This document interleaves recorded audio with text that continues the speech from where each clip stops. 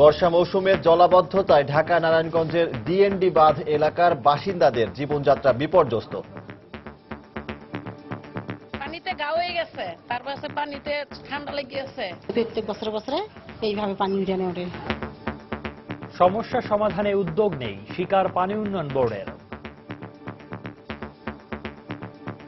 Local প্রযুক্তিতে এগুলো প্রতি বছর রিপেয়ার মেইনটেনেন্স করা হয়। এখন যদি এই নতুন পাম্পিং প্লান্ট আরো অ্যাটলিস্ট 3টা করা যায় এলাকায়, তার মানুষের এই কষ্টটা থাকবে না। টানা বৃষ্টি ও পাহাড়ি ঢলে কক্সবাজারের 8 উপজেলায় ব্যাপক ক্ষয়ক্ষতি, যোগাযোগ ব্যবস্থা ব্যাহত। পানি নষ্ট করে গেছে, বাড়িঘর সবকিছু তুলে নিয়ে গেছে। ধান ক্ষেত যা আছে তা নষ্ট হয়ে গেছে। আমরা ওয়াইশা অনাহারে অনাদারে রোডে বসবাস করছি। রাস্তাঘাটে অনেক বেহাল দশা আর কি, ভাঙাচোরা সব জায়গায়। দেখছিলেন প্রধান শিরোনাম। সন্ধ্যার সময় সঙ্গে আছি আমি সৌমিত্র শুভ্র এবং আমি সজল দাস। এবার অন্যান্য শীর্ষ সংবাদ। বঙ্গোপসাগরে বিমান বাহিনীর প্রশিক্ষণ বিমান বিধ্বস্ত, উদ্ধারে নৌ ও বিমান বাহিনীর সাথে নেমেছে কোস্টগার্ডও, শিক্ষানবিশ পাইলট নিখোঁজ। বিএনপি জামায়াতের 3 মাসের জ্বালাও পোড়াও না হলে দেশে জিডিপির হার 7% ওপরে হতো, সংসদে বাজেট সমাপনী বক্তব্যে প্রধানমন্ত্রী। কোকেন আমদানির সঙ্গে আন্তর্জাতিক চোরাকারবারিরা জড়িত, শুল্ক গোয়েন্দাদের তথ্য, পরিমাণ নির্ধারণ ও পাচারকারী চক্রকে শনাক্ত করতে জাতিসংঘের কাছে সহায়তা চাওয়ার সিদ্ধান্ত। একাদশ শ্রেণীতে ভর্তির প্রথম দিনেই কলেজগুলোতে শিক্ষার্থীদের ভিড়, ফলাফল ডাউনলোড করতে না পারায় ভর্তি প্রক্রিয়া ব্যাহত, নানা অভিযোগ। স্কুল থেকে আপনার বিভিন্ন কাগজপত্র ডকুমেন্টস জোগাড় করে কলেজে এসে ভর্তি হওয়াটা সময়টা অনেক কম হয়ে গেছে আমার মতে।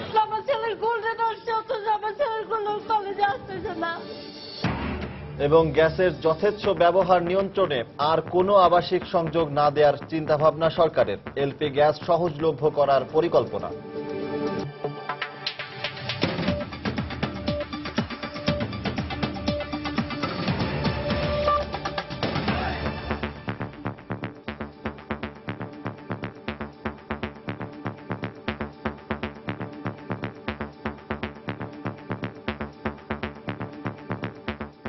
চট্টগ্রাম বিমানবন্দর থেকে বিমান বাহিনীর একটি প্রশিক্ষণ বিমান পরীক্ষামূলক উড্ডয়নের পর বঙ্গোপসাগরে বিধ্বস্ত হয়েছে।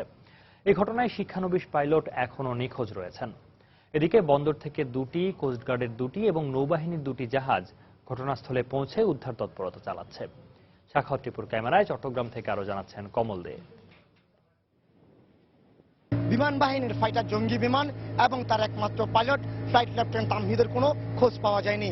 সকাল 11টায় বিএফ জহুরুল ঘাঁটি থেকে উড্ডয়নের পর 11টা 14 টাওয়ারের সাথে তার সংযোগ বিচ্ছিন্ন হয়ে পড়ে।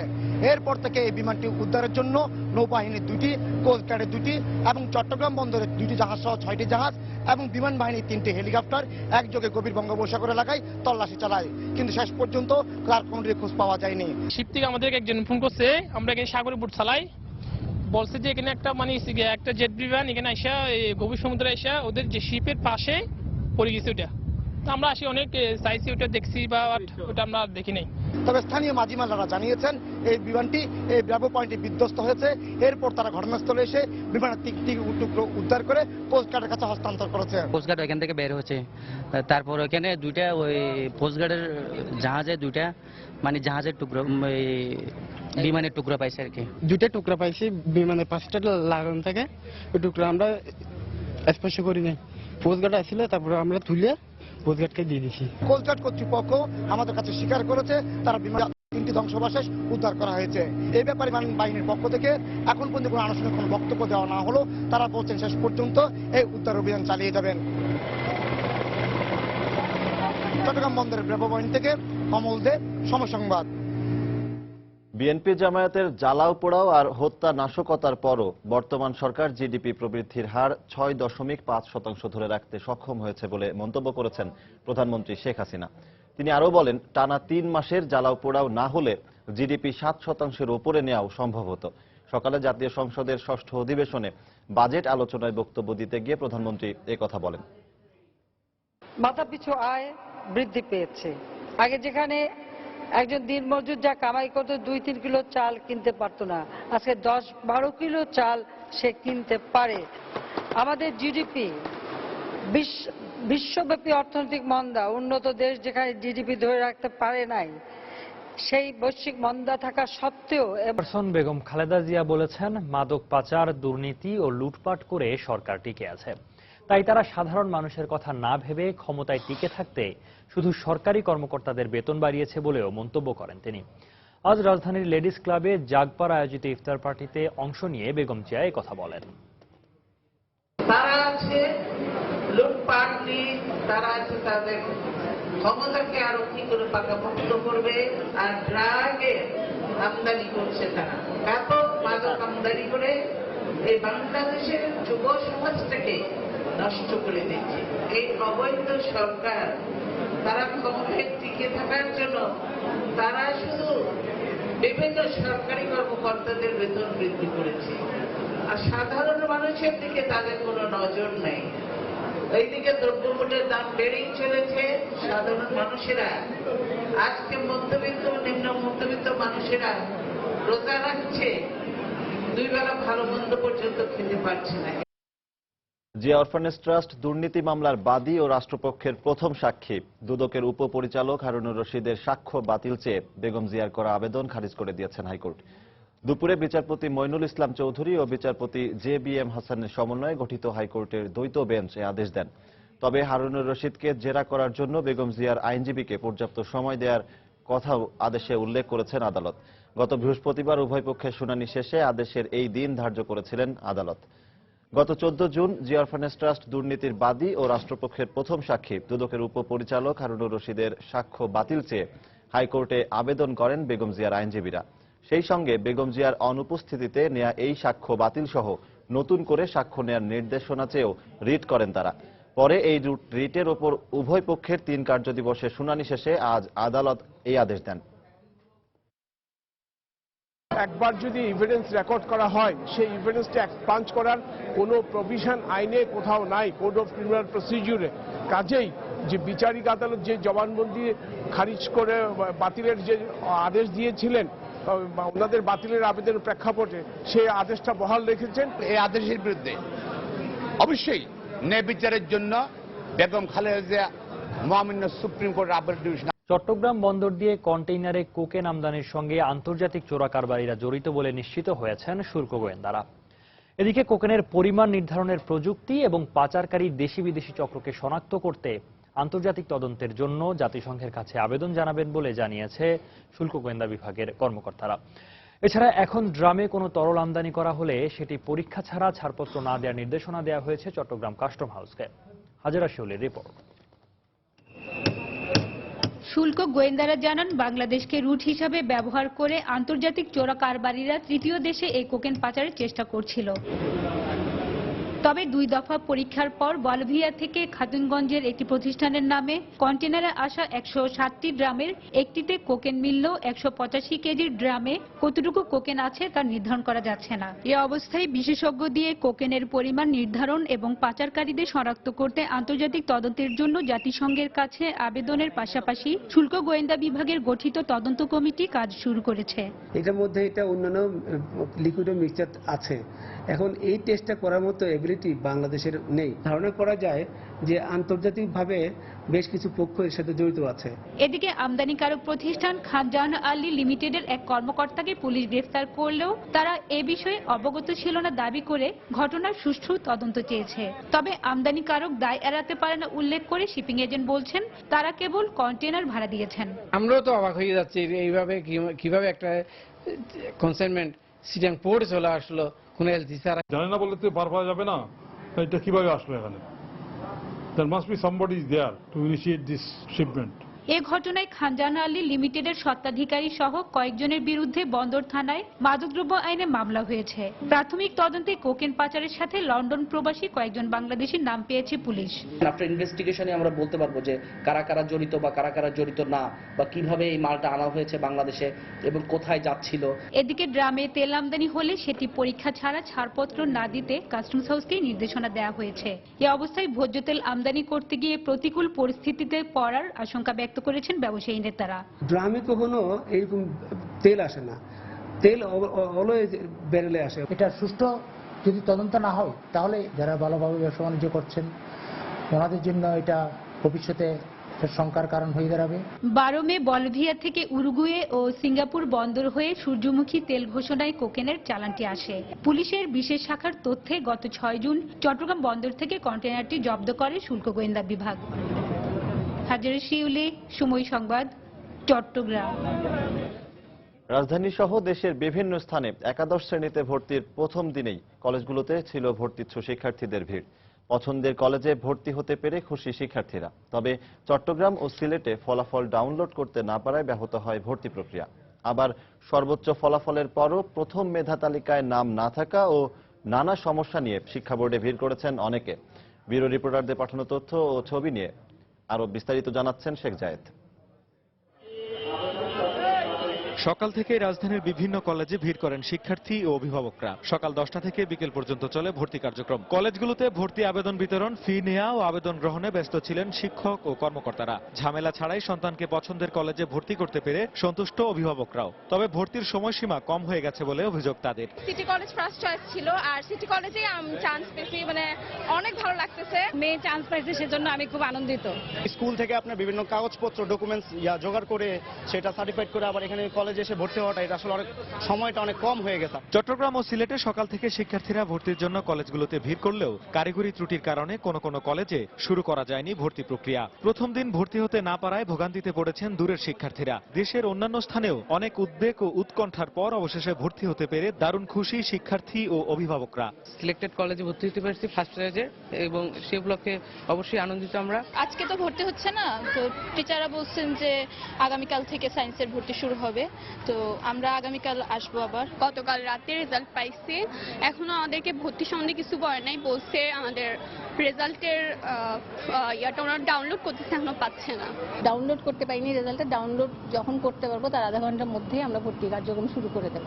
অন্যদিকে অনলাইন আবেদনের নানা বিড়ম্বনায় হতাশ অনেকেই ভিড় করেন শিক্ষা বোর্ডে। কেউ বাদ পড়লে নতুন করে আবেদনের সুযোগ দেওয়া হবে বলে জানালেন কলেজ পরিদর্শক। 25 তারিখ থেকে অপেক্ষা করতেছিলাম যে কখন রেজাল্টটা আসবে, তো কালকে রেজাল্ট আসলো। আমার ছেলের গোল্ড রেজাল্ট তো আমার ছেলের কোনো কলেজে আসতেছে না।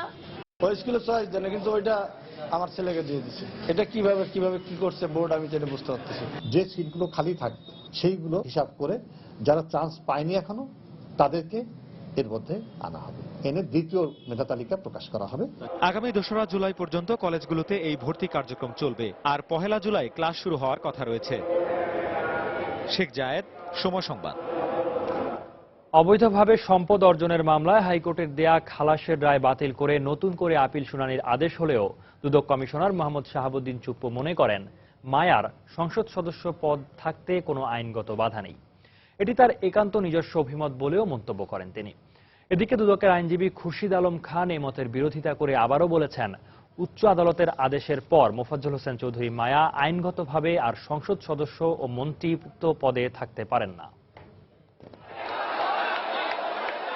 29 লাখ টাকার অবৈধ সম্পদ অর্জনের মামলায় 2008 সালে তত্ত্বাবধায়ক সরকারের আমলে আওয়ামী লীগ নেতা মোফাজ্জল হোসেন চৌধুরী মায়াকে 13 বছরের কারাদণ্ড দেন ঢাকার বিশেষ জজ আদালত। দুদকের এই মামলায় তার 5 কোটি টাকা জরিমানা এবং 6 কোটি টাকার সম্পদ বাজেয়াপ্তেরও আদেশ দেওয়া হয়। আওয়ামী লীগ ক্ষমতায় আসার পর 2010 সালে এই রায়ের বিরুদ্ধে হাইকোর্টে খালাস পান মায়া, কিন্তু দুদকের এই রায়ের বিরুদ্ধে আপিলের আবেদন করলে 2 সপ্তাহ আগে তা মঞ্জুর করে হাইকোর্টের খালাসের রায় বাতিল করেন আপিল বিভাগ। আদেশ হয় পুনরায় শুনানির। এরপর থেকে সংসদ সদস্য ও মন্ত্রী পদে মায়ার বহাল থাকা নিয়ে ওঠে প্রশ্ন। মায়ার যে আদেশ হয়েছে গত 14 জুন সুপ্রিম কোর্ট যে আপিল বিভাগ এটা বাতিল করে পুনরায় ওনাকে আপিল শুনানির জন্য নির্দেশ দিয়েছেন, আমি মনে করি স্টিল এখনো আমার মনে করাটা একদম এফার্ম, কারণ আমি সংবিধানের আলোকে বলছি সংবিধানের 66(2) ঘ ধারা অনুযায়ী উনি আর সংসদ সদস্য থাকার উপযুক্ত নন। উনি যদি সংসদ সদস্য পদ নাও থাকেন, মন্ত্রী থাকার তো প্রশ্নই আসে না। অন্যদিকে পূর্ণ নিষ্পত্তি না হওয়া পর্যন্ত মায়ের সংসদ সদস্য পদ বহাল থাকায় কোনো বাধা নেই বলে মনে করেন দুদক কমিশনার মোহাম্মদ শাহাবুদ্দিন। চূড়ান্ত নিষ্পত্তি না হওয়া পর্যন্ত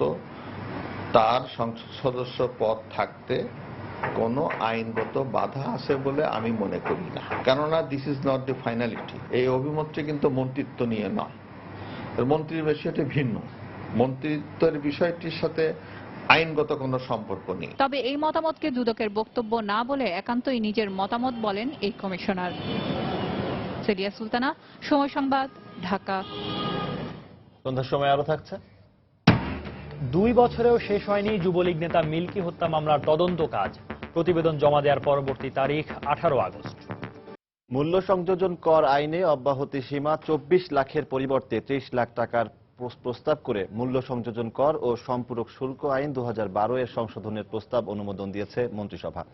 জাতীয় সংসদে প্রধানমন্ত্রী শেখ হাসিনার সভাপতিত্বে মন্ত্রিসভার বৈঠকে বেশ কিছু পণ্য আমদানি ও সরবরাহের ক্ষেত্রে কর অব্যাহতি দেওয়ার প্রস্তাব অনুমোদন করা হয়, যার মধ্যে জীবন রক্ষাকারী ঔষধ, ক্যান্সার এবং কিডনি ডায়ালাইসিসের ঔষধ, জন্ম নিয়ন্ত্রণকারী ইনসুলিন, সার, সরিষার তেল অন্যতম।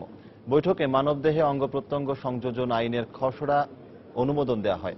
এছাড়া কোর্ট ফি সংশোধন আইনের খসড়া চূড়ান্ত অনুমোদন দেয় মন্ত্রিসভা। নতুন এই আইন বাস্তবায়ন হলে পেমেন্টের মাধ্যমে অনলাইনে কোর্ট ফি জমা দেওয়া যাবে। হত্যার 2 বছর হতে চললেও এখনো শেষ হয়নি যুবলীগ নেতা রিয়াজুল হক খান মিল্কি হত্যা মামলার তদন্তের কাজ।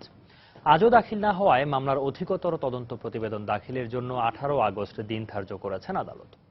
সকালে ঢাকা মহানগর হাকিম জাহাঙ্গীর হোসেনের আদালত এই তারিখ ধার্য করেন।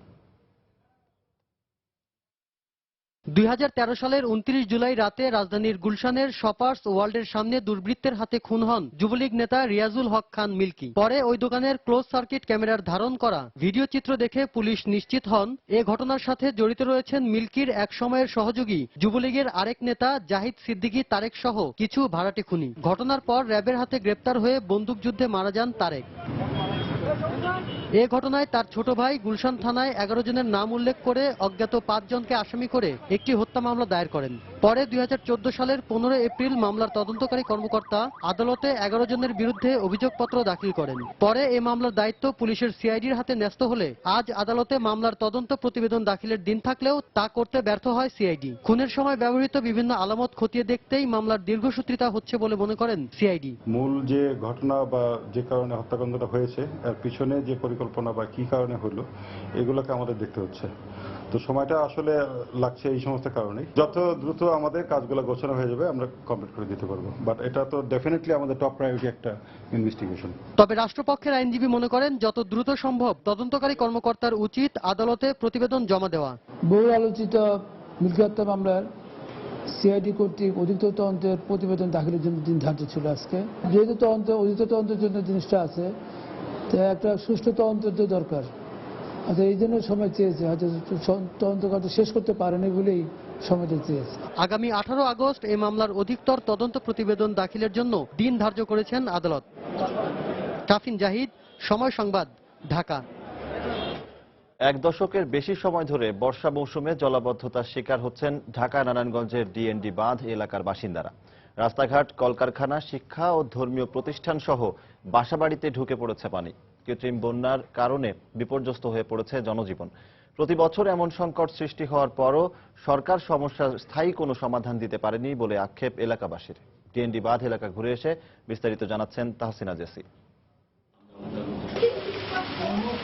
ডিএনডি বাঁধের মিচমিচি এলাকার এই বাড়ির বাসিন্দারা কয়েকদিন ধরেই পানিবন্দী। তবে এমন ঘটনা নতুন নয় তাদের কাছে, কারণ প্রতি বছরই বর্ষার সময় এমন জলাবদ্ধতার শিকার হন এই এলাকার বাসিন্দারা। নোংরা পানিতে চলাচল করতে করতে নানা ধরনের চর্মরোগ দেখা দিচ্ছে বলেও অভিযোগ করেন তারা। প্রত্যেক বছরই হয়, এই যে ঘরের মধ্যে শুদ্ধ পানি হয়, মানুষের চলতে পারে না, পানিতে গা হয়ে গেছে। বাথরুম নাই, আজ মনে করেন কতদিন হাতে বাথরুম যাইতে পারিনি। মাইসের বাসা যা কম কষ্ট হয়েছে।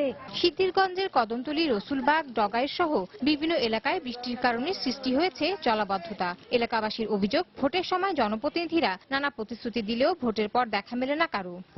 সবাই রাস্তাঘাট ঠিক করবো, এবারে পাস করলে আর কি খেয়াল করে না কাজ। নারায়ণগঞ্জ পানি উন্নয়ন বোর্ডের বর্তমানে 4টি পানি নিষ্কাশন পাম্প রয়েছে, যা পুরনো আমলের এবং সক্ষমতা খুবই অল্প বলে জানান এর অপারেটররা। 4টার মধ্যে চলতেছে 4টা চালাইলে সব পাম্প ময়লা আবর্জনা আইসা বন্ধ হয়ে যায়। পানি উন্নয়ন বোর্ডের কর্মকর্তারা বলছেন, নতুন প্রকল্প বাস্তবায়ন নিয়ে সরকারের সিদ্ধান্তহীনতায় ঝুলে রয়েছে বাঁধ এলাকা থেকে পানি নিষ্কাশনের কাজ। আরো 3টা পাম্পিং স্টেশন হওয়ার কথা ছিল আর কি, ওই ডিপিপিটাই সাবমিট ছিল, যেটা প্ল্যানিং কমিশন এই জন্য ফেরত পাঠিয়ে দিয়েছে। তো যদি এরকম সিদ্ধান্ত হয় যে এই পাম্পিং স্টেশনগুলো পানি উন্নয়ন বোর্ডের মাধ্যমে করবে, যেহেতু পানি উন্নয়ন বোর্ডের যথেষ্ট এক্সপেরিয়েন্স ড্রেনেজ সিস্টেমে, তো সুতরাং সেক্ষেত্রে পানি উন্নয়ন বোর্ডকে সুযোগ দিলে অবশ্যই আমরা সেটা করতে পারবো। ঢাকা ও নারায়ণগঞ্জকে বন্যা থেকে রক্ষা করার জন্য 1968 সালে এই ডিএনজি বাঁধ তৈরি করা হয়েছিল, কিন্তু কালক্রমে বাঁধ এলাকায় অপরিকল্পিত নগরায়ন এই এলাকায় স্থায়ী জলাবদ্ধতা সমস্যা সৃষ্টি করেছে বলে মনে করেন এই প্রকৌশলী। তাহসিনা জেসি, সময় সংবাদ, ঢাকা। শিল্প খাতে গ্যাসের সরবরাহ নিশ্চিত করতে এবং যথেচ্ছ ব্যবহার নিয়ন্ত্রণে আবাসিক খাতে আর কোনো নতুন সংযোগ না দেওয়ার চিন্তাভাবনা করছে সরকার। এক্ষেত্রে প্রাকৃতিক গ্যাসের বিকল্প হিসেবে গ্রাহকদের কাছে তরলীকৃত পেট্রোলিয়াম গ্যাস এলপিজি পৌঁছে দেওয়ার কথা ভাবছে সরকারের নীতি নির্ধারণী মহল। দেবাশিস রায়ের রিপোর্ট। 1955 সালে বাংলাদেশের হরিপুরে যখন প্রাকৃতিক গ্যাসের সন্ধান মেলে, তখন মূল্যবান এই প্রাথমিক জ্বালানিটির বাণিজ্যিক মূল্য প্রায় ছিল না বললেই চলে। কিন্তু পরবর্তীতে 1968 সালে প্রাকৃতিক গ্যাসের বাণিজ্যিক ব্যবহার বাড়াতে আবাসিক খাতে রান্নার কাজে ব্যবহারের জন্য পাইপড ন্যাচারাল গ্যাস পিএনজি সরবরাহ শুরু করে বিতরণ ও সঞ্চালন কোম্পানি তিতাস, যার বর্তমান ব্যবহারকারীর সংখ্যা এখন প্রায় 20 লাখ ছাড়িয়ে গেছে। দীর্ঘদিন ধরে রান্নার কাজে মূল্যবান এই জ্বালানির যথেচ্ছ ব্যবহার রোধ এবং শিল্পাঞ্চলে গ্যাসের পূর্ণ সরবরাহ নিশ্চিত করতে আবাসিক লাইনে নতুন করে আর কোনো গ্যাস সংযোগ না দিয়ে বিকল্প জ্বালানি হিসেবে প্রয়োজনে ভর্তুকি দেয়া হবে তরলীকৃত পেট্রোলিয়াম গ্যাস এলপিজি খাতে। সরকারি সিদ্ধান্তের এমনই ইঙ্গিত দিয়েছেন বিদ্যুৎ ও জ্বালানি প্রতিমন্ত্রী। আমরা ডিসকারেজ করতে চাচ্ছি আবাসিক খাতে গ্যাস কানেকশনগুলো। আমরা চাচ্ছি পরিকল্পিত শিল্প এলাকায় গ্যাস কানেকশন দেওয়া। আমরা বিকল্প হিসাবে আমরা এলপিজিকে নিয়ে আসতেছি। দরকার পড়লে আবাসিক খাতে এলপিজির ক্ষেত্রে আমরা ভর্তুকিও দিতে পারি।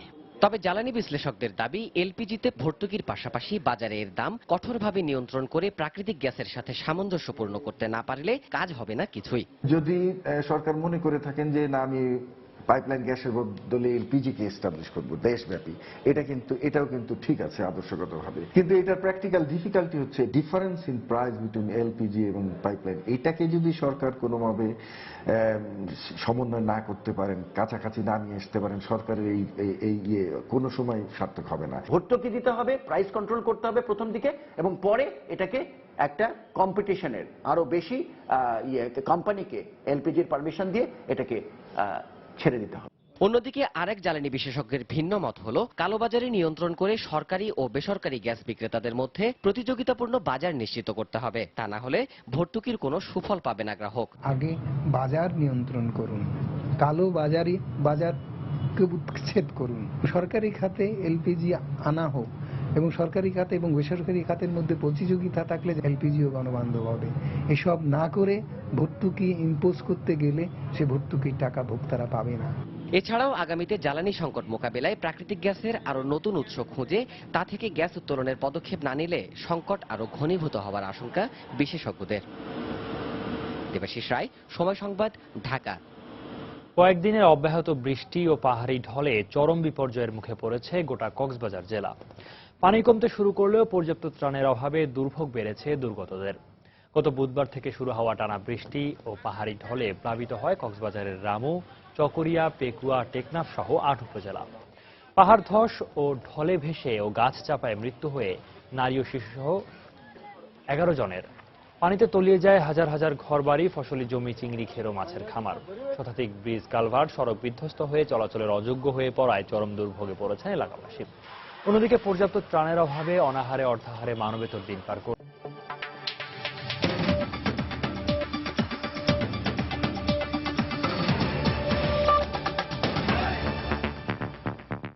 ইরানের পরমাণু কর্মসূচি নিয়ে চূড়ান্ত চুক্তিতে পৌঁছাতে আরও সময় লাগবে বলে আভাস দিয়েছেন আলোচনায় অংশ নেওয়া প্রতিনিধিরা।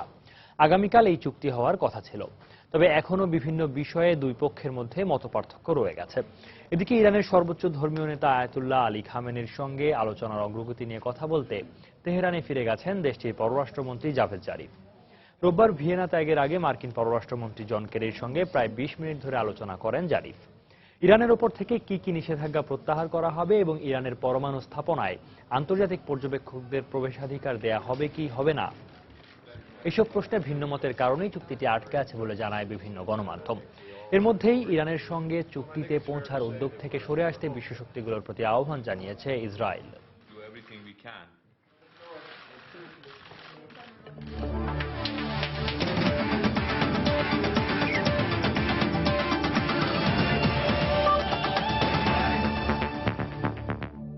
পাকিস্তান, ওয়েস্ট ইন্ডিজ ও জিম্বাবুয়ের ত্রিদেশীয় সিরিজ আয়োজন নিয়ে সমালোচনা করলেন বিসিবি পরিচালক জালাল ইউনুস। তবে আইসিসির নতুন নিয়ম অনুযায়ী দেশগুলোর এমন আয়োজন করতে পারে বলেও জানান তিনি। সেই সঙ্গে চ্যাম্পিয়ন্স ট্রফিতে খেলা নিয়ে একটি পক্ষ অসুস্থ প্রতিযোগিতায় নেমেছে বলেও জানান বিসিবির মিডিয়া কমিটির চেয়ারম্যান। আর নতুন করে 30 সেপ্টেম্বরের আগে বাংলাদেশে কোনো সিরিজ আয়োজন সম্ভব নয় বলেও জানান বিসিবির এই পরিচালক। ওয়েস্ট ইন্ডিজ, জিম্বাবুয়ে এবং পাকিস্তান তারা একটা ট্রাই সিরিজ খেলতে যাচ্ছে এখানে। এখানে আমাদের চ্যাম্পিয়ন্স ট্রফিতে কোয়ালিফাই করার একটা ব্যাপার আছে। 3টে ওডিআইয়ের মধ্যে একটা ওডিআইতে যদি আমরা উইন করি 100% কনফার্ম হবো যে আমরা সামনে 2017 সালে চ্যাম্পিয়ন্স ট্রফি খেলতে পারবো। আগস্ট পর্যন্ত চলে যাবে সাউথ আফ্রিকা সিরিজ, প্রায় 1 মাস। এরপরে কিছু গ্যাপ দিয়ে চলে আসবে অস্ট্রেলিয়া। সুতরাং এই সুযোগটা খুবই কম। যেদিন থেকে আইসিসি এফটিপিটা করা ছেড়ে দিয়েছে মেম্বার কান্ট্রিজের কাছে, যা তোমরা বাইলেটারাল নিজেদের মধ্যে ঠিক করো, সেদিন থেকে আমাদের সিস্টেমটা নষ্ট হয়ে গেছে। আর যার জন্য এখানে অনেক ধরনের সুযোগ হয়ে গেছে, অনেক লুপোলস আছে। আমি তো এটা সাপোর্ট করি না। আমার মনে হয় যে এটা একটা সুস্থ একটা প্রতিযোগিতা না। সন্ধ্যার সময়ে এ পর্যায়ে শীর্ষ সংবাদ জানিয়ে দিচ্ছি আরেকবার। বঙ্গোপসাগরে বিমান বাহিনীর প্রশিক্ষণ বিমান বিধ্বস্ত। উদ্ধারে নৌ ও বিমান বাহিনীর সাথে নেমেছে কোস্টগার্ডও। শিক্ষানবিশ পাইলট নিখোঁজ। বিএনপি জামায়াতের 3 মাসের জ্বালাও পোড়াও না হলে দেশে জিডিপির হার 7% ওপরে হতো। সংসদে বাজেট সমাপনী বক্তব্যে প্রধানমন্ত্রী। মাদক পাচার, দুর্নীতি আর লুটপাট করে ক্ষমতায় টিকে আছে সরকার। ইফতার পার্টিতে বেগম খালেদা জিয়া। একাদশ শ্রেণীতে ভর্তির প্রথম দিনেই কলেজগুলোতে শিক্ষার্থীদের ভিড়। ফলাফল ডাউনলোড করতে না পারায় ভর্তি প্রক্রিয়া ব্যাহত, নানা অভিযোগ। স্কুল থেকে আপনার বিভিন্ন কাগজপত্র ডকুমেন্টস জোগাড় করে কলেজে এসে ভর্তি হওয়াটাই সময়টা অনেক কম হয়ে গেছে আমার মতে। আমার ছেলের গোল্ডেন আসছে, অথচ আমার ছেলের কোনো কলেজে আসতেছে না। এবং গ্যাসের যথেচ্ছ ব্যবহার নিয়ন্ত্রণে আর কোনো আবাসিক সংযোগ না দেওয়ার চিন্তাভাবনা সরকারের। এলপি গ্যাস সহজলভ্য করার পরিকল্পনা। এই ছিল সন্ধ্যার সময়ে। যে কোনো খবর পেতে ভিজিট করুন সময়নিউজ.tv। সঙ্গে থাকুন সময়ের।